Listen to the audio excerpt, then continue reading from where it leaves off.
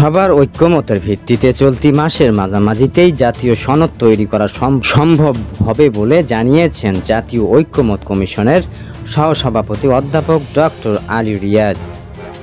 রাজধানীর foreign service একাডেমিতে রাজনৈতিক দলগুলোর সঙ্গে দ্বিতীয় দফায় ৭ম দিনের সংলাপ শুরুতেই তিনি এই আশাবাদ ব্যক্ত করেন।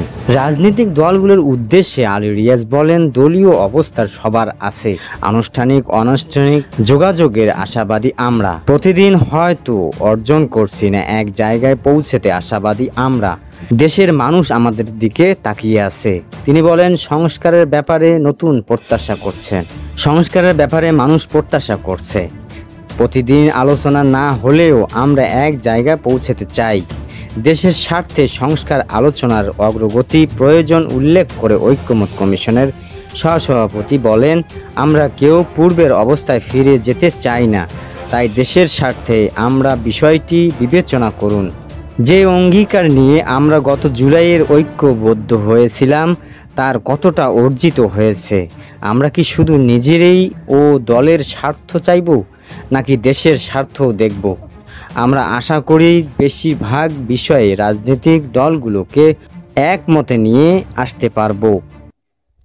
কমিশন বৈঠকে আলোচনার বিষয় নিয়ে ডক্টর আলী রিয়াজ বলেন, অধিকাংশ দল নীতিগতভাবে দ্বিপাক্ষিক সংসদের পক্ষে, উচ্চ পক্ষ অন্তরে ভোটের ভিত্তিতে আসন গঠনে একমত বেশিরভাগ দল।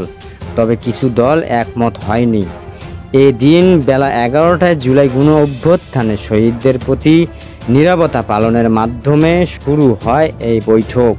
এতে অংশ নিয়েছেন বিএনপি, জামাত, এনসিপি সহ বিভিন্ন রাজনৈতিক দলের প্রতিনিধিরা। সংস্কার বাস্তবায়নের জাতীয় সনদ তৈরি করতে 20 মার্চ থেকে 19 মে পর্যন্ত প্রথম ধাপে 45টি অধিবেশনের শেষে আজ থেকে দ্বিতীয় দফায় আলোচনা শুরু করছে ঐক্যমত কমিশন। এদিন তত্ত্বাবধায়ক সরকার ও রাষ্ট্রপতির ক্ষমা প্রদর্শন নিয়ে আলোচনা হওয়ার কথা রয়েছে।